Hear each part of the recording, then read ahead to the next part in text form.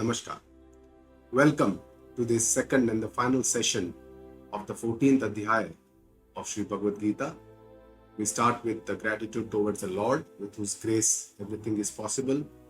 We pray to this Guru Shishya Parampara through which this knowledge tradition is preserved, transmitted for generations so as to reach us. I pay my respects to my Guruji, Pujya Guruma, with whose grace I am able to learn the scriptures and share this understanding with you. We start with a prayer. Om Sahana Vavatu Sahanau Bhunaktu Sahaviryam Karavavahai Tejasvinavadhitamastu ma vidvishavahai. Om Shanti Shanti Shanti. So 14th Adhyaya, as you all know, is called the Guna-traya Vibhaga Yoga. Yoga is communion with the Lord, the Param Tattva. And this communion, in this Adhyaya, Bhagavan talks about the Vibhaga, the distinction between the Traya Guna, three guna or three gunas. And these three gunas that Bhagavan talks about is the sattva, rajas and tamas. We all know quite a bit about these gunas, but we don't know completely about it. And what Lord has to tell us will let us understand how these three gunas work, how they are, in action, how they force us into doing things. So Bhagavan in the first two shlokas talks about the eternal knowledge that is going to tell us again. And he says this is the jnanam uttamam, this is the highest knowledge. And it says, mama sadharme magataha, you will attain myself once you know this knowledge, which is the highest knowledge. And then in the third and the fourth shloka, Bhagavan talks about the Mahad Brahma, Mahad Yoni, and Aham Bija Pradami Aham. He is the Pita, nature is the mother, and how the Purusha and the Prakriti together forms this creation, this Srushti, Bhagavan talks about. And then from the fifth shloka onwards, it talks about the bondage that is created by these three gunas, the Sattva, Rajas and the Tamas. And then he describes each and every guna, how they cause binding or how they cause bondage. The Sattva guna by Gnana and by the knowledge, and the Nirmala Shuddha Tattva, the Gnana. Sattvat Sanjayate Gnanam. Sattva creates the knowledge and that also binds us. And the Rajagun, how it binds by Lobha, greed, it desires, Ichha, and Tamasa by Ajnana, Pramada, Alasya, Moha. All this is the binding factors for the Tamoguna. And then how each guna work in tandem with each other. Sattva guna, how it works, Raja and Tama, Abhibuya. One keh they suppress the other two gunas. When the Sattva guna is very prominent, it suppresses the two other gunas. Similarly, Rajas, when it is prominent, it suppresses the two other gunas, and that is how they work. And then in the final part of the last session, we saw how the onward journey, which is also dependent on our guna, which journey leads to which gunas. And finally, now Bhagavan is going to talk about the transcendence of the three gunas, how we can rise above these three gunas. Who is that gunaa-teet person? What are his attributes? What are his lakshana? Bhagavan is going to talk about in this final part of the 14th Adhyaya. So let us know what is the goal of human life. We all think about it. And the goal is to make our life better. We want some change in our life, not just for our own self, but the change that is visible even to others. That, there is a positive change in my life. And so much that it can even form a source of inspiration for others. So that is the purpose. And itself, it means that to become a better person, we want to all become more sattvic. That is what Bhagavan tells us in the initial shlokas of the 14th Adhyaya, when Bhagavan talks about the Sattva guna, how it is Nirmala, how it is Prakashamaya, it is Anamaya, it is healthy, it is Swastha, it is Nirmalatvat. And Bhagavan wants us to become more sattvic so that we can become eligible for this Atma-gnana, self-knowledge, because Sattvat Sanjayate Gnanam. Only with Sattva guna, only with that Antakarana Shuddhi, we can become eligible to understand this Atma-gnana. Without this Sattva, there is no way we can understand this Atma-gnana. Even when we want to become truly independent, truly free from all these limitations of ours, we want to be eternally happy, we want to avoid all the pain, miseries of this world, of this life. And this can only be possible by understanding our own Atma Swarupa, Satchit and the Ananda Swarupa, to have that supreme knowledge, the wisdom that God is talking about. What is His perspective, where He is seated, from where He talks. He is into this jnana, is into this param swatantrya, and this is what He tells us to also achieve. So idea is to get from tamasa into the rajasa and from rajasa into the sattva guna. The first teaching of the Lord is that we should make our life sattvika, and only if we attempt to make our life sattvika all throughout our life, only then we will be able to have that predominant sattva guna at the end of the life, and then only our onward journey will be different. It will be urdhvati that Bhagavan has talked about. And this is the main practice of the spiritual journey, to imbibe all the sattva, sattvika guna. From tamasa we get into rajasa, and from rajasa into sattva guna. So thoughts, starting with sattvic thoughts, good vichara, because thoughts are linked to the action. Whenever we think about something, we try to get into action, pravritta. And that's how we form different actions, behaviors, habits. And everywhere, if we do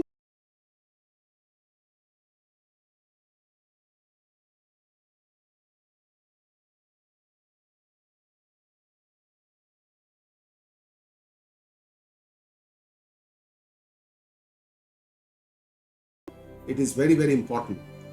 We also read a lot, and that is how we gain a lot of knowledge.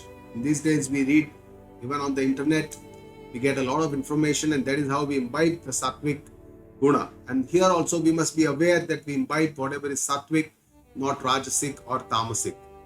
All types of spiritual practices like bhakti, karma yoga, nam smarana, the sadguna, sampatti, to imbibe all these life values, everything comes under the sattvic guna. But the most powerful tool of the sattvic guna is satsanga. Sangha with a person who is enlightened, with a Mahatma, with a Guru, doing some swadhyayas of Geeta, doing Shravana from the Guru Mukha, and to learn the scriptures is one of the best way to understand this, what is given in the scriptures, what is the perception, what is the vision of the Lord, what is the vision of our scriptures. It is a very, very different perspective that we can get, and with this we can definitely become more sattvika, we can have better understanding of this worldview. And the final teaching, this is not the final teaching of the Lord, this is just to make us eligible for the final teaching. All these sattva practices, spiritual practices, sattvic guna, all these is necessary in our life so that we can ultimately transcend these three gunas, we can ultimately rise above these three gunas, from the three gunas, with the ultimate goal of the life is not to have a sattvic life. That was one important station, yes, very important station, but then from there we have to jump across these three gunas, we have to transcend these three gunas to understand our own eternal self, Atma Swarupa, which is quite away from these three gunas, which is gunaa-teet, which is akarta, abhokta Swarupa, which is gunaa-teet, which is beyond these three gunas. So that is the final teaching of all our scriptures. The 14th shloka, Bhagavan talks about the gati, the onward journey after death. For people who are predominant in sattva guna, he says, Yada sattve pravruddhetu pralayam yati deha pruta tadottama vidam lokan amalam pratipadyate. So onward journey, what happens, how it happens when the sattva is predominant?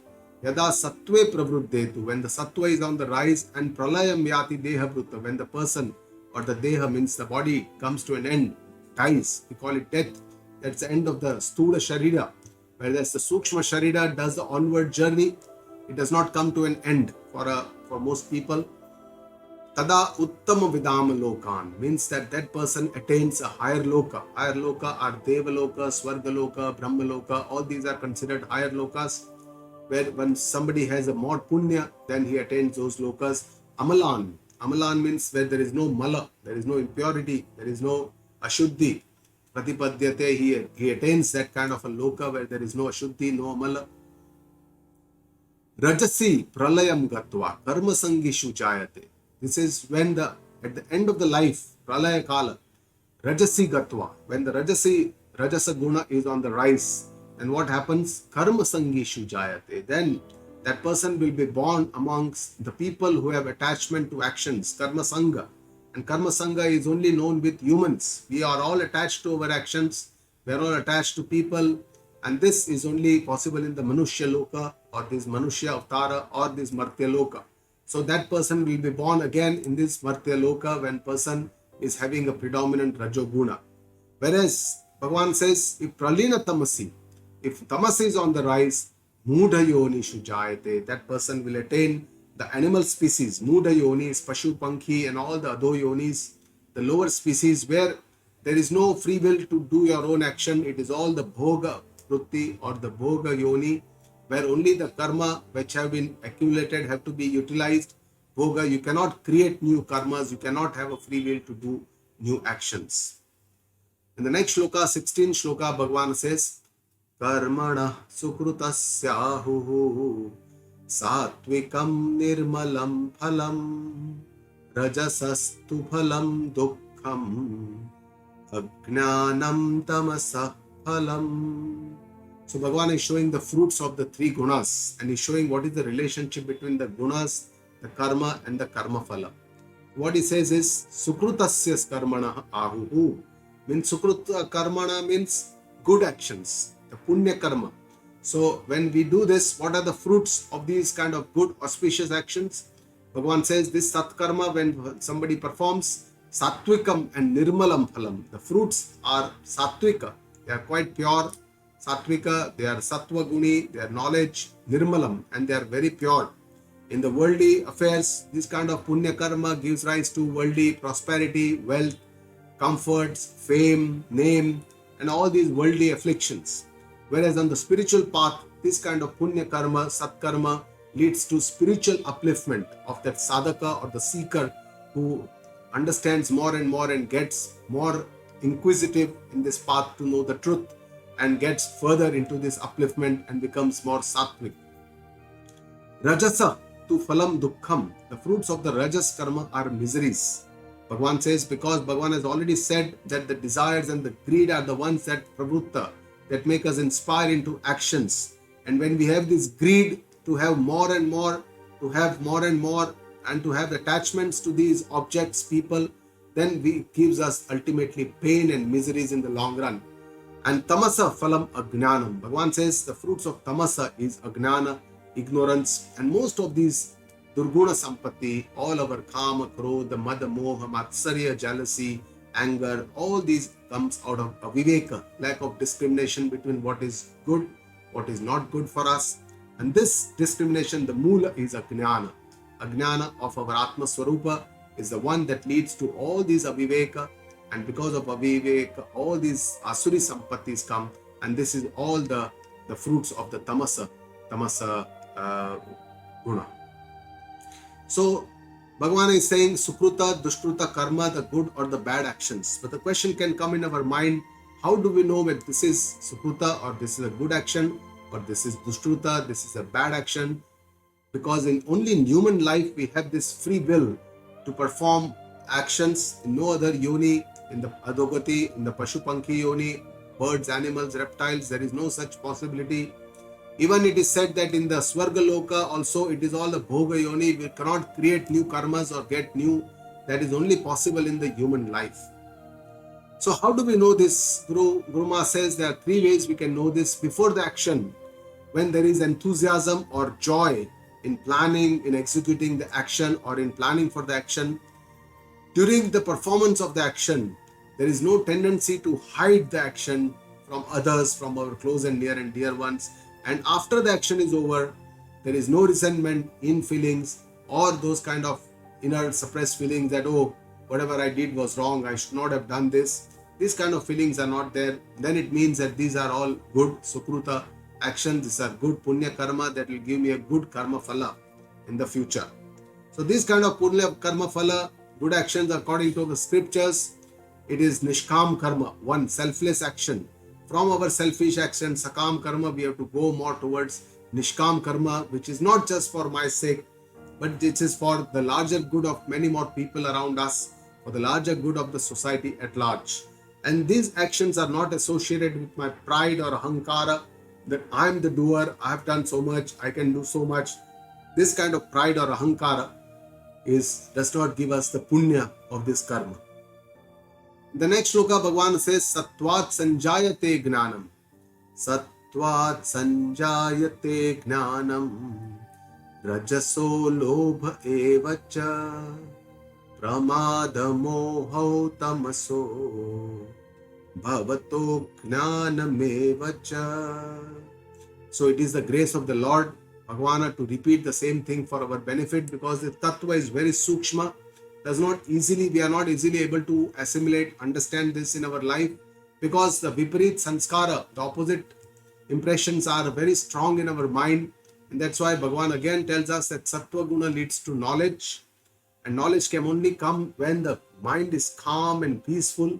And this calm and peaceful minds, which does not have too many desires, does not have too many ambitions, comes only with the sattva guna.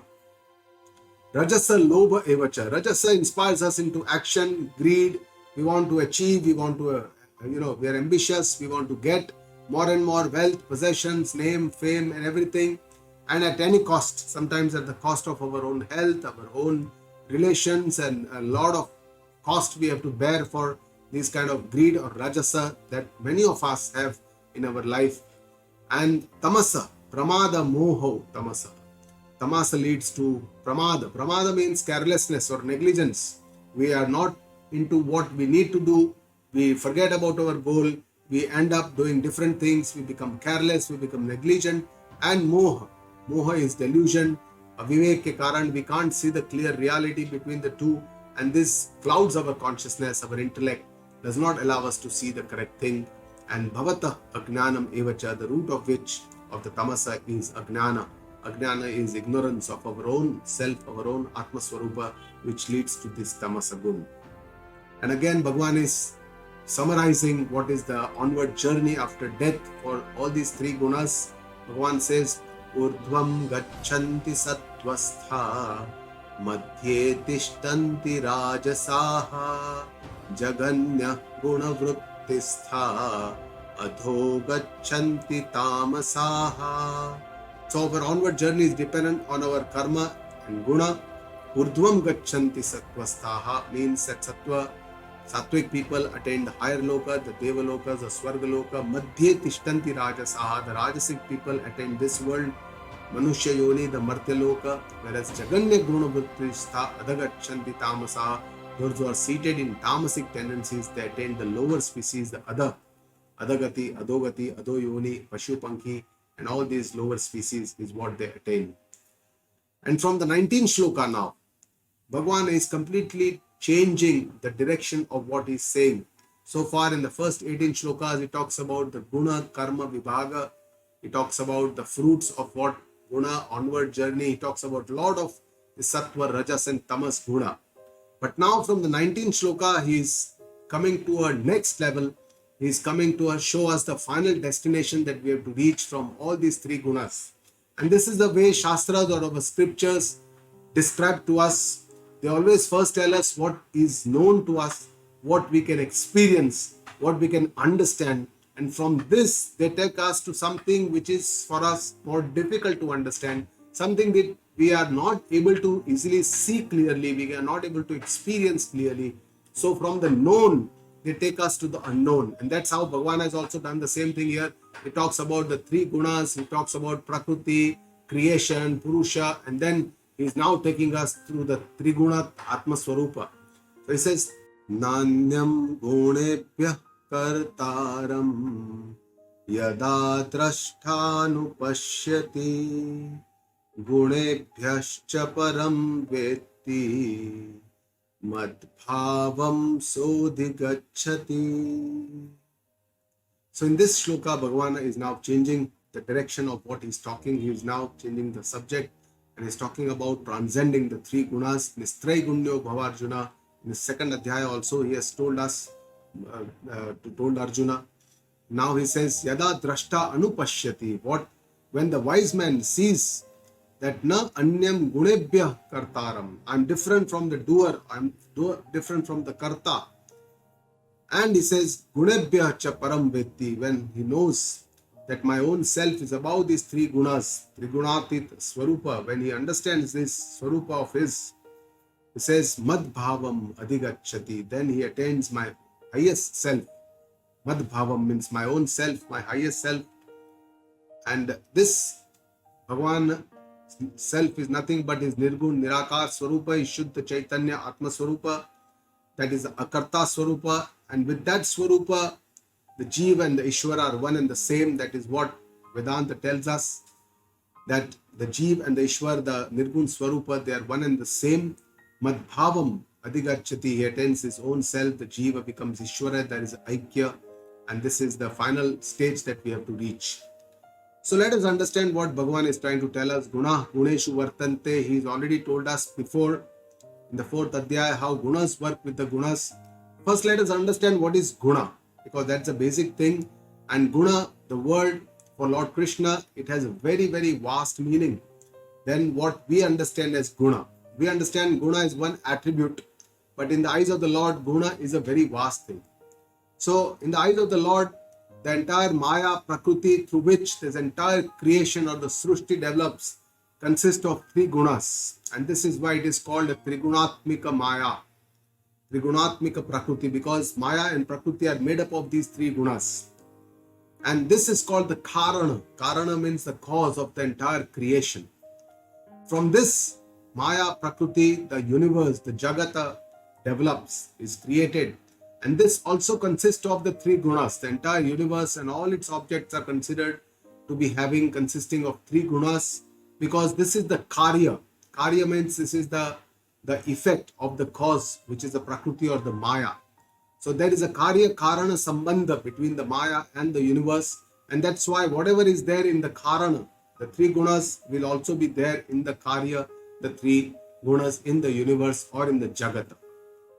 The third dimension is the Jeeva, all the beings, all the different species, including the Sthula that we can see, gross body, but there is a very big Sukshma Sharira inside our body, our mind, our intellect, our Sukshma Sharira, all the Indriyas, all this is part of our Sukshma Sharira, and all this consists of also three gunas, because this is also the Karya, and this is also develops from the Maya and the Prakriti, and that's why the three gunas are also part of the Jiva. And it is through this that the Jiva does the Karya, all the karma, all the actions, and develops the Kartrutva, the doership, the pride, the feeling that I am the doer. That feeling also comes from this.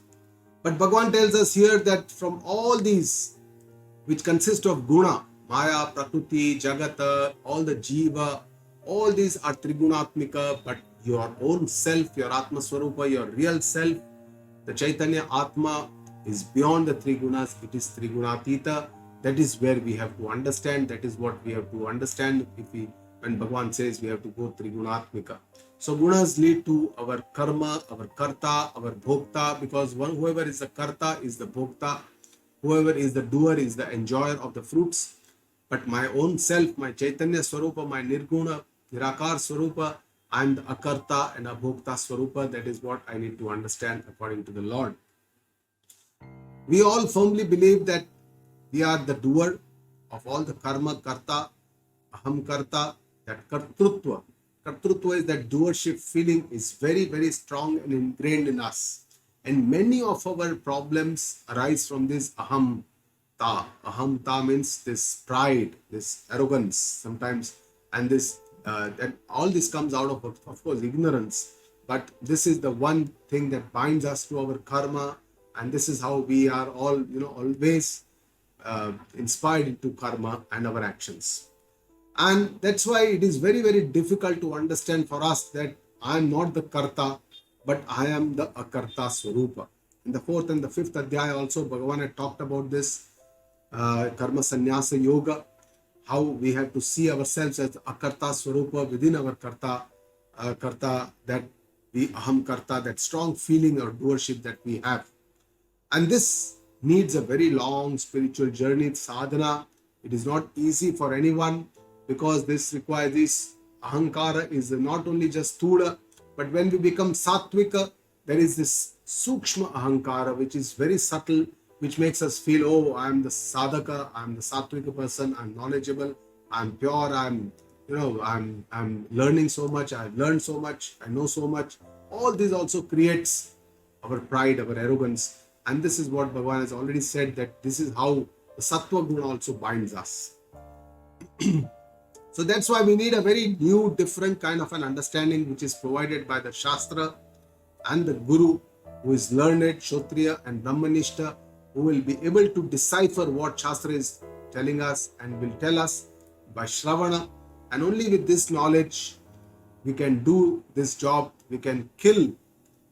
Initially we have to weaken this kartrutva, this ahamkara, and then only we have to kill this ahankara. Only then we can reach to our Atma Swarupa. Otherwise there is no way to understand that I am the Sarva Vyapaka, I am this Shuddha, Aham Chaitanya Atma, Shuddha Sarva Vyapaka. And all these cannot be understood unless we have this kartrutva is completely destroyed.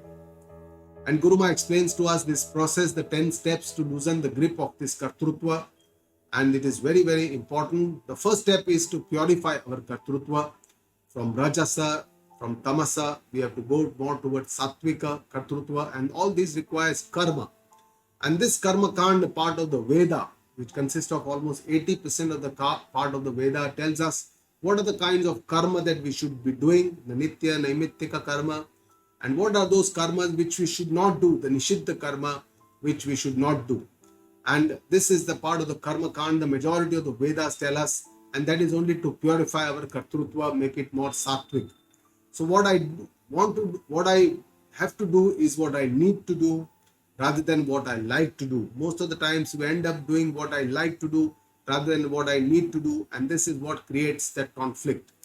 And I should do all my actions according to my duty, according to my dharma, with a lot of discipline. And this is also very important. I have different roles and responsibilities in my life. Many different roles. I will be playing a role of a student, somewhere as a teacher, somewhere as a professional, somewhere as a worker, somewhere as a father, somewhere as a child, somewhere as as a member of the society, member of the community. A lot of different roles we play in our life, and each role we should play to our best of our abilities with discipline. The next step is to uplift our kartrutva, and this is how initially from the sakam karma, the selfish actions which are initially sattvika, we now go towards more selfless or nishkam karma yoga.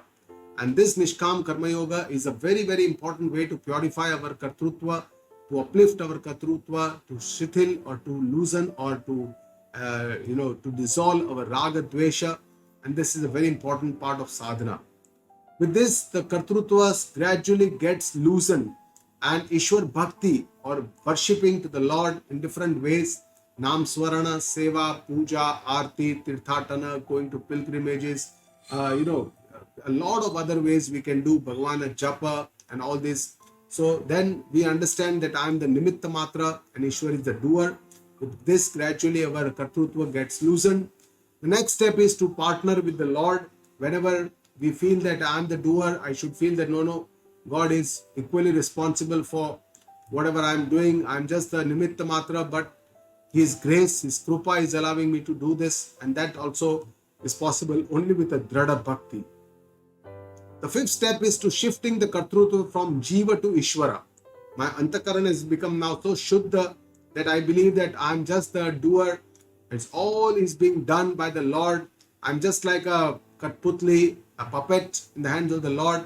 I do it, but He is getting everything done through me. When that Dhrada Bhakti becomes, inspires into oneself, then one can believe this or can understand this. The next step is when the pure mind happens, then one asks this question whether Bhagavan can be the Karta. So far I have already thought that Bhagavan is the Karta. I am just the Nimitta Matra. He is the Karta. But then I have to ask whether Bhagavan can be a Karta. Really? What is the truth? What is the Satya? And then I believe I come to understanding that Bhagavan is a Nirgun Swarupa, is one. How can He be the Karta? And then I push the Kartrutva or the doership feeling from Ishvara to Prakriti or Maya. And many a times we say that all this is Maya ka khel, Maya ka jal, and all this is because of the guna, or this is because of this Maya of the Ishvara. And we think that this is all that does is the Karta, it is the Karma, it is the Kartrutva.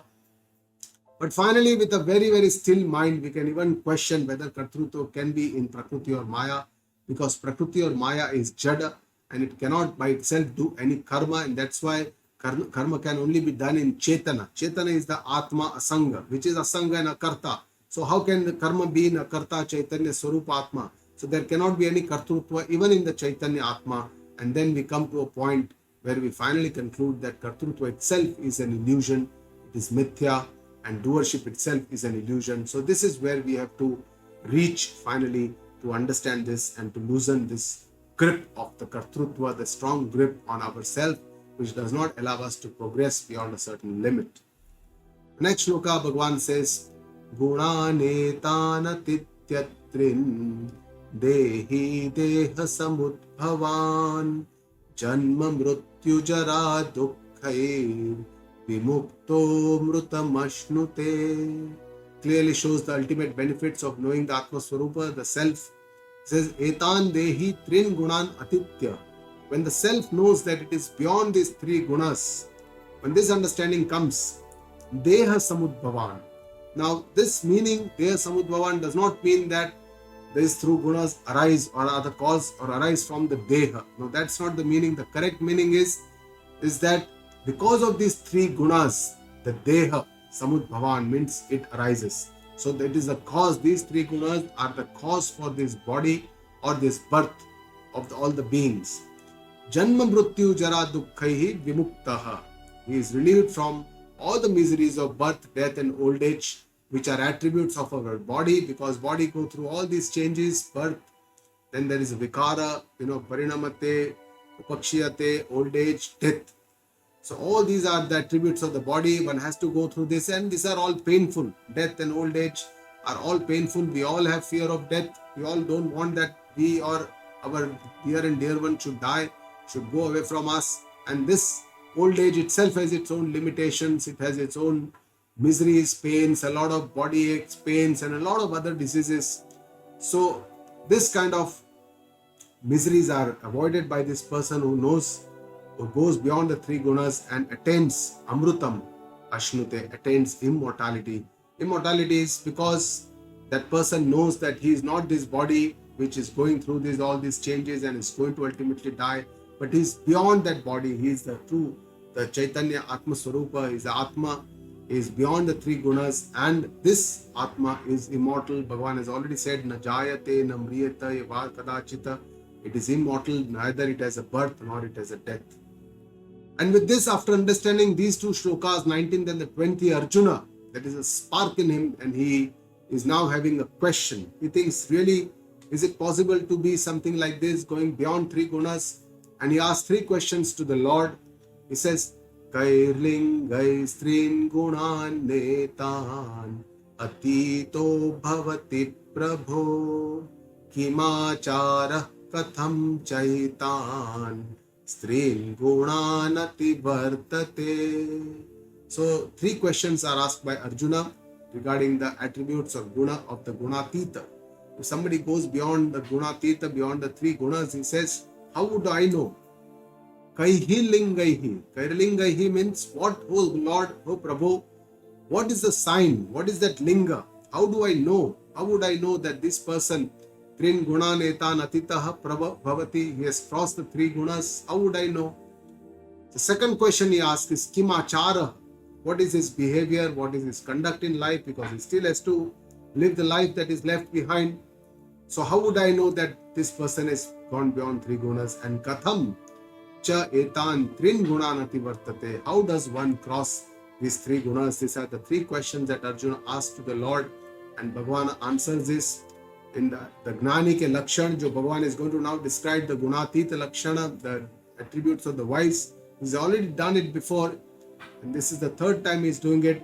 In the second Adhyaya, Bhagavan described the attributes of a Sthita Prajna Mahapurusha, who is a wise person who has done his spiritual journey through Karma Yoga, Bhakti Yoga, Gnana Yoga, and then he has achieved this Atma Gnana. And he is now Sthita in this Atma Gnana. What is his attributes? Bhagavan described there. In the 12th Adhyaya, Bhagavan described the Gnani Bhakta ke Lakshana, the wise devotee's Lakshana, who has gone through a journey of Bhakti Yoga predominantly use bhakti as a sadhana to attain purity of the mind, and finally with the gnana sadhana has achieved the atma gnana. And now in the 14th Adhyaya, Bhagavan is describing the gunaa-teet lakshana, a person who has through viveka, with viveka, vairagya, and with the vichara, he has done this gnana yoga sadhana and has assimilated this atma gnana. The gnana for all these three Mahapurusha is the same, but their expression of this gnana is different because it is their spiritual journey has been different. The sadhanas that they have used is different, and these attributes are prominent in the life of these gnani even after they become gnani. So, for example, a Sthita Prajna Mahapurusha who has done karma yoga to achieve this gnana will still be pravritta into karma yoga. He'll be still doing some action, some social work, something or the other. Whereas the wise devotee, the gnani bhakta who has been a bhakt all throughout the life and has now achieved atma gnana will still keep on doing bhakti as a sadhana. Whereas the gunaa-teet, viveka, gnana yoga may become a master of Vedanta or a teacher of Vedanta and will do viveka vichara and inspire others to do those vivek vichara.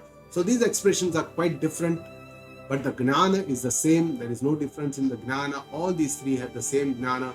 And Guru Maharaj tells us that how one of the very well-known Mahatmas, Akhandanandji Maharaj from Vrindavana, he would describe this, giving an example how three different people who consume the same liquor, the same brand of the liquor, and they become, they get high, nasha aa jata hai, but all the three may respond differently. One may do a lot of action, one may do a lot of talking, and one may just go to sleep, will not do any action or talking. So these are the ways how the gnana is manifest in different people, in different jnanis, in a different way, but the gnana is the same. Bhagavan starts answering these three questions of Arjuna. Bhagavan says, Shri Bhagavan Uvacha Prakasham cha pravrittim cha mohameva cha pandava na tveshti sampravruttani na nivruttani kankshati. So Bhagavan is now answering the first question of Arjuna, which was Kairlingaihi gunaa-teeta bhavati. What is the linga? How do I know what is the sign that this person is become gunaa-teeta? And Bhagavan says, Oh Arjuna, hey Pandava, prakasham cha pravrittim cha moham eva cha. In knowledge, prakasha means knowledge, the light of knowledge, which is the product of the sattva guna. Pravrittim are actions, our own endeavors, our own, all the karma that we do, and these are inspired by our rajasa guna. And moha, all our delusions of our mind, which are inspired by the tamas or the ignorance. It says, na dveshti sampravruttani. This person does not have anguish. Na dvesh. Dvesh means does not do any anger, anguish, does not want to repulse. While he is sampravruttani, while he is into this action and he develops this, say for example, rajasa or the tamasa guna, he comes while he is in action. He does not have any dvesh towards this because he knows that these are normal sanskaras that I have, and he does not get attached to these sanskaras and doesn't get into dvesha or anguish. Na nivruttani kankshati, neither desires that they are completely relieved. Rajasa or tamas, when it comes, they doesn't want that they should go away completely, because he knows that these are part of our life and that's a part of us, does not get attached to this, and this is the understanding. So this person is devoid of raga-dvesha in all the three gunas. He knows that this body is made up of the sukshma sharira, which is made up of the prakriti, the matter, which is consisting of these three gunas, and these three gunas are there with me. So sometimes sattva, sometimes rajas, sometimes tamas will come, but it does not engulf him, does not get attached to him. He knows that he is above these three gunas. He is Traigunya Swarupa, and that is how he does not get raga-dvesha, does not get attached somewhere, does not want to repulse from somewhere, and that is how he lives. So raga and dvesha, our likes and our dislikes, also called our attachments, our repulsions, are a very important part of our life and very, very important to understand. Bhagavan Shree Krishna also talks about in several adhyayas of Bhagavad Gita.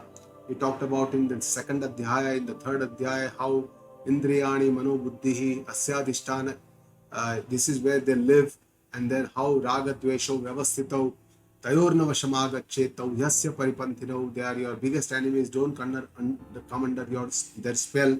Bhagavan has clearly said this. And this, our choices, all our actions are determined by our raga-dvesha, which remain in our indriya, mana, buddhi, and this is from where they work. And this, if they are simple choices, they are fine, no problem, no issues. But the problem happens when these choices become conditioned, they become very strong, and sometimes it affects us to make us very stubborn in our attitude. We want everything to be done in a particular way. We developed obsessions with our attitudes, our habits, and then we have an invalid insistence for the choice that this should be done in this way, this cannot be done in this other way. And this is where it creates a lot of our problems in our life. And understanding or gnana is the only way we can relieve ourselves from these misconceptions, this strong, stubborn attitude. We can make it more flexible attitude. And this is only by giving less priority or mahatva buddhi to a lot of things where we give a lot of priority, especially the worldly things, somebody telling us something, somebody disrespecting us. We give a lot of importance to all this, what people talk about us, how do they talk about us. And that is this mahatva buddhi we have to reduce by this understanding. And in sattva guna, this person who is wise does not get too elated, does not get attached, does not get raga. Whereas when tamasa and the rajasa guna engulfs him, does not get dislike, repulsion, hatred, dvesha. And Shankara says in his bhashya that this is swatma pratyaksha linga, means only that person would know what is his state of mind, what are these raga dvesha, what are his attitudes. Only that person can experience this, nobody else can experience this. But this does not mean that this person who is wise is without emotions. This person who is wise is a highly compassionate person, and that's why Bhagavan tells us that what we need to do is from rajasa, tamasa, we need to rise above to sattvika guna, and from sattva finally we have to transcend beyond the three gunas and understand our Atma Swarupa. The answer to the second question Bhagavan gives in this 23rd, 24th and the 25th three shlokas. Udasina vadasino gunayorna vichalyate guna vartanta ityeva yovatishtati nengate. So Bhagavan says, Kim achara. That was the second question of Arjuna. What is his behavior? What is his vyavahara? Bhagavan says, Udasina vata asinaha. This person who is wise, who is gunaa-teet, is seated in equipoise, is unaffected, is completely sama, rises above everything and is seated in equipoise, is unaffected by the day-to-day things. He says, Gunai yana vichalyate. The gunas, the play of the gunas does not affect this person who is already dasinavat asinaha. Guna vartante iti eva ya avatishtati, because he understands that gunas are in actions with the gunas, gunashu guneshu vartantaha, and he or she is the observer, sakshi of these three gunas, and this is the understanding of that person, and that's how that person is not affected by this play of the gunas, but he is able to sit in equipoise, is unaffected. Na ingate. Na ingate means does not get vichalita, does not get disturbed, and this person behaves like he is watching a movie. Whenever anything happens on this earth, he is not upset, because when we go to see a movie also, we see it in a way that this is different, this is not the reality. That is how we see the movie, and we don't get too emotional or upset about it. And that is how this wise person lives in this world. Sama dukkha sukha swastha samaloshtashtma kanchanaha tulya priya priyo dhiraha tulya nindatma sanstutihi. So Bhagavan is now saying how this person, gunaa-teet person, remains sama. Sama means equipoise, the same in all these worldly gains and losses. Because in the world, during our life, we may have many different situations where there will be dukkha, there will be sukha.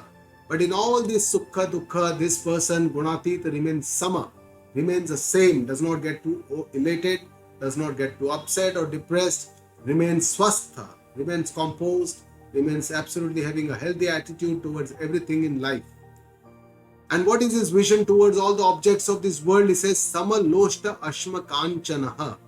That means he has the same vision for Loshta means sand, Ashma means stones, and Kanchana means gold.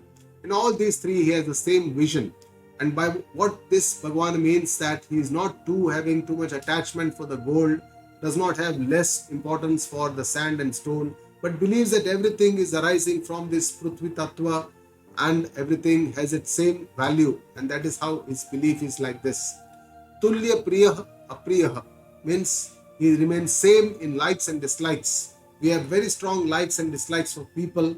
Some people who praise us, whom we like, who look good, are priya to us. Some people who are, those criticize us, they are apriya to us. We dislike them, we don't want them to come near us. But this person, this gentleman, this wise person is very, very sama in all these kinds of different people, persons, objects, sukha, dukha, paristhiti, dhira, tulya, ninda, atma sanstutihi. So this person remains calm, dhira, patient, very steady and tulya, same and steady in ninda and stuti. So ninda and stuti, our disrespect and our praise, these are the things that always, we like our praise, somebody praising us, and we don't like somebody disrespecting us, complaining about us, telling us something we don't like. But this person does not remain, does not get affected when somebody disrespects that person, even though there is a reason or a nimitta behind that, but then this person has an attitude that they don't get upset. So what are the solutions to our problem in life? There can be two. One is a temporary or a worldly solution, which is more like a symptomatic treatment for the disease. And the second is a permanent or the root cause eradication, which is like a cure of the disease. And when our focus is on the anatma, most of the dukkha, sukha, ninda, stuti, everything is related to the body, mind, which already is keeping on changing. And that's why here we should not get too affected, because we understand that this is the dharma of the anatma. Whereas the atma swarupa, the atma is a sakshi, it is a shanta, sama, swastha sarupa. It does not keep changing. There is no vikara in the atma or the soul. And that's why it does not affect us, it does not bother us, it does not matter. If somebody does ninda, stuti, there is sukha, dukkha, atma swarupa, there is nothing that happens because there is no kriya here. Manapamanayo stulya stulyo mitrari pakshayo sarvaramba parityagi gunaa-teet sa uchyate. So here also Bhagavan says that this person, gunaa-teet person, remains very composed, tulya, in mana, apmana, praise and disrespect. Tulya mitra ari pakshayoho, having no sides like mitra or ari, like friends or foes. He is very, very balanced, does not take any sides in a discussion. Sarva aramba parityagi, has given up all desires for action, like newer ambitions, new projects, keeping on doing newer and newer things, is given up. And this person is called the gunaa-teet sa uchyate. That person is called a gunaa-teet person. The attributes of the wise gunaa-teet Lakshman, Bhagavan is very well described how this is the samasthiti, the equipoised sthiti of this gunaa-teet in all the different situations, circumstances, peoples, purposes, objects of life. But this is definitely difficult to achieve, but it is not impossible to achieve. By doing a sadhana, we can achieve this. But this requires a very, very close, sukshma understanding of our mind, antakarana, nirikshana, constant introspection, because this is where the feelings, the vrittis arise, and how the pratibhava or the responses to these feelings arise, and how we then pravritta into action, a pratikriya, how we do this. It is not possible to achieve this state. Many Mahapurusha, wise, enlightened people have attained this state of samatva sthiti. But it is definitely, there are certain ways we can do this. Mana, apamana are the two things where we get very upset. Mana, somebody gives us, we are very happy. But when somebody gives us this praise, we have to pass on this praise to the Lord. Think about His grace, His greatness, the chance that He has given me to do this job. And only if we are able to digest this mana, only then we will be able to digest apmana. Otherwise, it's very difficult to digest apmana. For digesting the mana, the best way is to share the credit with our team so that it controls my pride and I don't swell up. And when somebody disrespects me, definitely I must think that it helps me in the long run.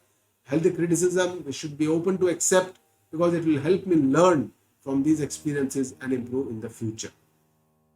And the 26th shloka, Bhagavan describes or answers the third question of Arjuna.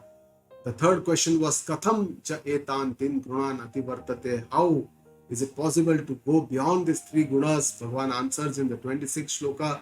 He says, Mam cha yo vyabhicharena bhakti yogena sevate sagunan samatityaitan brahma bhuyaya kalpate. So he is showing us the way, saying Mamchaya avyabhicharena bhakti yogena sevate, means one who worships me with avyabhicharini bhakti, that is a one point devotion. Sagunan samatitya etan, that one person will cross all the three gunas and Brahma bhuyaya kalpate, and become eligible to be a Brahman or to know this Brahma Swarupa, his Atma Swarupa. This is only possible, Bhagavan says, there is only one sadhana which is the most powerful sadhana. Bhagavan says, avyabhicharena bhakti yogena. So Bhagavan here shows us that avyabhicharini bhakti is the one of the greatest sadhana, and the sadhya, the goal is the Brahma Jnana. And he says, Mam cha avyabhicharena bhakti, means Mam means he talks from the Ishvara, Narayana or Antaryami, who resides in the heart of all. Bhakti itself means worshipping the Lord. There are many different types of seva, but the bhakti bhava is a very important part of this bhakti.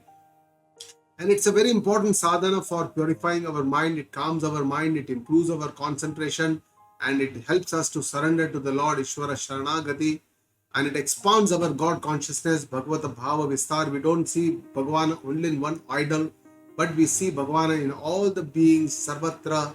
We can see the Lord everywhere. And it mitigates all our Bheda Bhava, all our differences between different gods, different religions, makes us unified.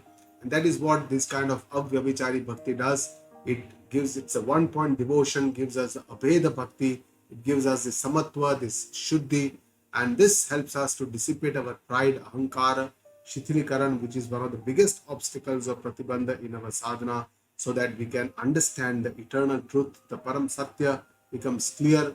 What is the Sama, Brahma, Swarupa, Atma Tattva, which is the Nirguna Tattva of the Paramatma Tattva, and which is my same Atma Swarupa Tattva, which will become very, very clear. And the final shloka, the 27th shloka of this Adhyaya, Bhagavana summarizes and says, Brahmano hi pratisthaham amrutasya vyayasya cha shashvatasya cha dharmasya sukhasya ekantikasya cha. Bhagavan says how bhakti can make us eligible for Brahma Jnana. He says, Brahmana hi pratishtha aham, means I am the Brahma itself. And there can be different meanings of these, this pada, Brahma, hi pratiksha aham, I am the Brahma itself. One of the meaning, Guru explains us, is that Saguna Brahma, that is the Ishvara, pratishtha of this or the Adhisthana is the Nirguna Brahma, because Nirguna provides the satta, spurti and everything to these, all this Saguna, which becomes gunaa-teet or the Triguna. And the other meaning that Guruma explains to us is that Brahmana pratishtha aham means I, my Nirguna Swarupa aham, Atma Swarupa is the pratishtha of Brahma Swarupa. So this Atma Swarupa and Brahma Swarupa are one and the same, there is no difference. And this understanding can only come with the Bhakti Bhava, Avyabhicharena Bhakti, that can make us eligible for this Atma Jnana. And what is this Jnana? What is the nature of this Nirguna Tattva? This Jnana, Bhagavan says it is Amrutasya, which is immortal, it is eternal, there is no birth, there is no death, there is no change also. It is Avyayasya, means there is unchanging, does not change, it is indestructible, only the body keeps changing, whereas this Atma Tattva, our real self, does not keep changing. It is Shashvata, Dharmasya. It is like ever-present Dharma, which is also Shashvata, which is ever-present, and Sukhasya Ekantikasya cha, which is the ever-bliss form, which is Ananda Swarupa, Sukha Ekantika Sukha Swarupa, and that is the nature of this Brahma. And with this, Bhagavana tells us that we should, the 14th Adhyaya, he shows us how we can communion with the Lord by understanding these three gunas. He described the three gunas, the creation was described, the attachment as bondage for the three gunas, describes each guna and how it binds us, and then how these work with each other, describe the onward journey while each guna is predominant, And then finally, in the final part of the 14th Adhyaya, described how we can transcend these three gunas. He described the gunaa-teet lakshana, answered the three questions of Arjuna, how we can know that who is a gunaa-teet persona, what is this sthiti, is a samatva, is a udasina sama, udasina asinaha, and all these Bhagavan described, essentially telling us that bhakti is the most important sadhana. And with this bhakti as important sadhana, we have to lead to what is the Atma Gnana, which is the sadhya, which is the goal. And from Saguna Brahma, that is a Gunatita, the Guna, Triguna Brahma, or the Ishvara Tattva, we have to go towards the Nirguna Tattva, we have to go Trigunatita, so we have to reach the Nirguna Tattva. And from Aham Atma, that is the Sakshi Swarupa of my Atma, my Pratyek Atma, I have to get understanding that I am not this just Sakshi Atma, but I am the Sarva Vyapaka, Shuddha Chaitanya Ghana Brahma Swarupa. And that is the ultimate final goal for all the sadhakas. That is the ultimate goal shown to us by Advaita Vedanta, which is the ultimate goal of our life. With this, we come to the end of the 14th Adhyaya. Om Tat Sata Iti Shrimad Bhagavad Geetasu Upanishatsu Brahma Vidyayam Yoga Shastre Shree Krishna Arjuna Samvade Gunatraya Vibhaga Yogo Nama Chaturdashodhyaya Sarva Dharman Parityajya Mamekam Sharanam Vraja Aham Tva Sarva Papebhyo Moksha Ishyami Ma Shuchaha. Om Guru Brahma Guru Vishnu Guru Devo Maheshwara Guru Sakshat Parabrahma Tasmai Shri Guruve Namaha. Om Purnamada Purnamidam Purnamudachyate Purnasya Purnamadaya Purnameva Vashishyate. Om Shanti Shanti Shanti.